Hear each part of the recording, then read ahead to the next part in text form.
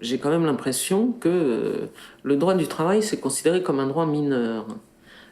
Il y a bon, alors évidemment, il y a le code pénal, le code de la route. Alors ça pose aucune difficulté, mais le code du travail, c'est effectivement un droit qui est très peu connu.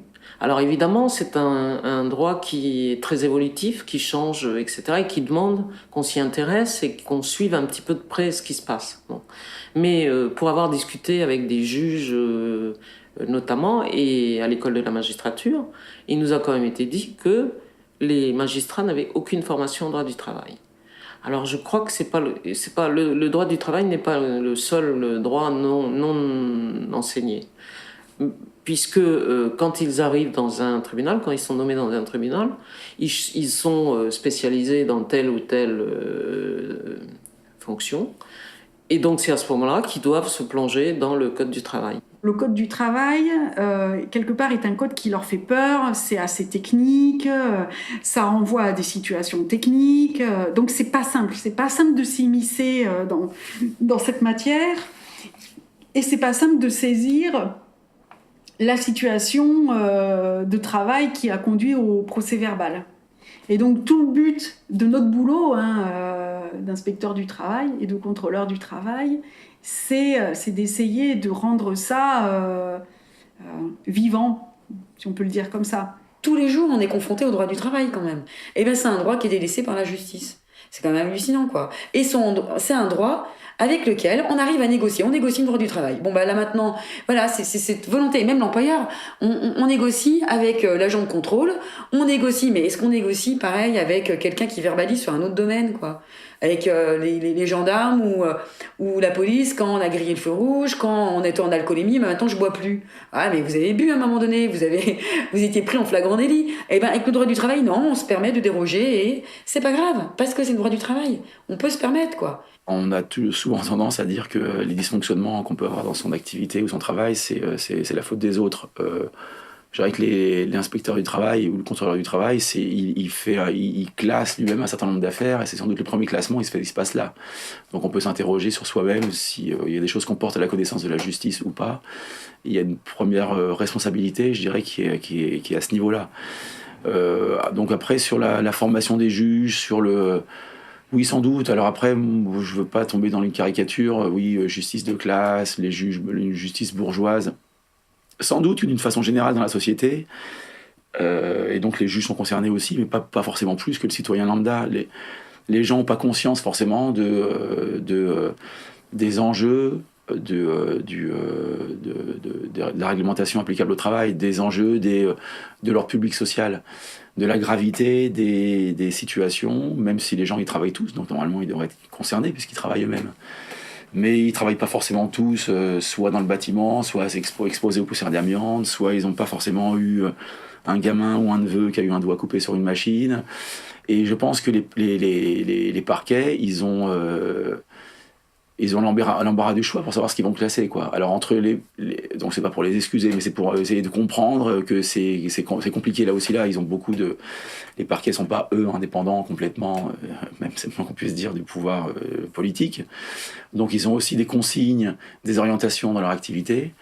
Et c'est sûr que les consignes qu'ils ont, c'est pas de poursuivre au maximum les infractions dans le domaine de la santé, sécurité ou au travail ou du respect des instances représentatives du personnel ou des heures sup. Je pense pas qu'ils aient ces consignes-là. Donc ça veut dire qu'il faut qu'ils soient sensibles aux questions pour s'y investir. Leur conviction à eux, elle n'est pas forcément si simple. Nous, on ne voit que les atteintes au code du travail. Donc notre conviction, de ce point de vue-là, elle est faite ou elle se forge là-dessus. Mais on est en concurrence, entre guillemets, avec d'autres types de délits qui sont tout à fait inacceptables. Mais les nôtres sont trop propres, sont trop... Voilà, c'est des gens bien propres sur eux. Ce que je disais, c'est que c'est pas des voyous, c'est pas des malfaiteurs, mais c'est quand même des délinquants. Comment arriver à convaincre que cette délinquance-là, elle est grave aussi? Parce qu'elle concerne 20 millions de salariés, parce que derrière, c'est des atteintes à la dignité, c'est des atteintes à l'intégrité physique, c'est du vol d'heures de travail et de salaire.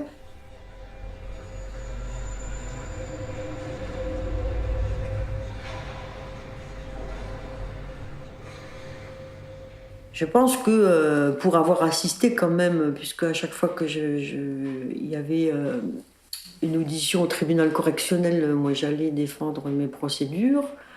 Le simple fait de voir les patrons assis sur le banc des justiciables, c'était certainement pour eux la plus grosse punition.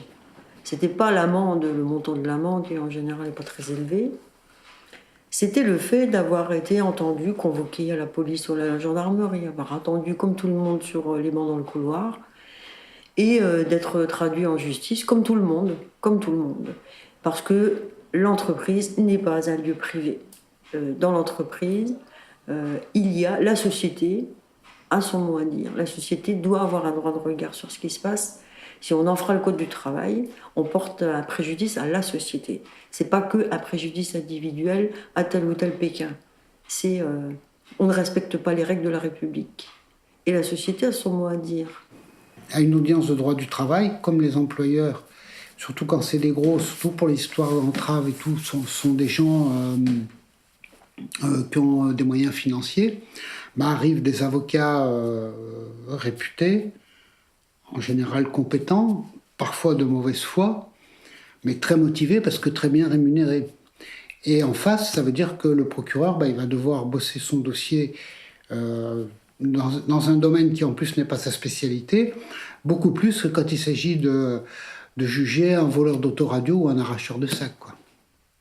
Où là, il aura en face un avocat commis d'office et il pourra y aller à la chaîne l'après-midi et avoir des remarquables résultats dans son reporting et dans ses chiffres, quoi.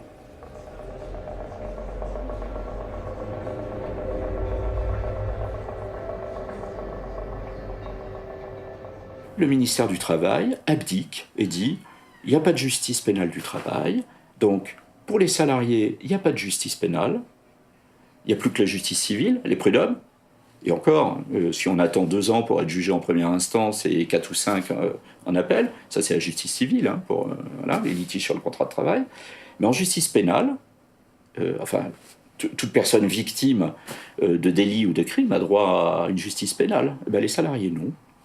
Le ministre fait noir sur blanc, écrit noir sur blanc que la justice pénale du travail ne fonctionne pas, et donc on va essayer de trouver autre chose, des sanctions administratives, donc à la main des directeurs régionaux, ou sinon une transaction pénale que le directeur régional pourrait mettre en œuvre. Donc on est sur un terrain de l'État se retire et dit non, il n'y aura plus de justice pénale pour les infractions commises sur les droits des salariés. C'est extrêmement grave, extrêmement grave. Maintenant, on va se retrouver avec les sanctions administratives, c'est-à-dire que ça ne va plus aller chez le procureur de la République. Ce qui est, de mon point de vue, une catastrophe, parce que c'est important qu'un employeur aille devant le tribunal. Là, ça sera, je vous convoque dans mon bureau et on va discuter le bout de gras et on va se mettre d'accord sur une sanction qui sera non publique de fait. Et puis les salariés et les syndicats de l'entreprise ne pourront pas se porter partie civile sur ces sanctions administratives, et ça sera une sanction privée. On ne dépendra pas d'un juge extérieur. Le problème, évidemment, c'est que cette sanction administrative, l'administration va la mettre aux mains du directeur régional, qui, à mon avis, est le moins indépendant de tout ce bazar-là. Et donc, du coup, c'est le direct qui déciderait, ce fameux direct avec qui on est en guerre permanente parce qu'il nous fixe des objectifs chiffrés qu'on ne veut pas faire, qu'on fait des contrôles sur certains sujets alors qu'on ferait mieux de s'abstenir, etc. Donc c'est lui qui va estimer si, pour tel employeur, gros ou petit, qu'à ses entrées à la préfecture ou pas, il y a lieu de prononcer une sanction administrative ou pas, à telle hauteur, plus ou moins élevée. Donc, même si on n'est pas toujours satisfait des réactions de la justice dans nos procédures pénales, moi je suis encore bien plus méfiante vis-à-vis de ma propre administration, voilà, qui est bien trop soumise à des pressions diverses et variées.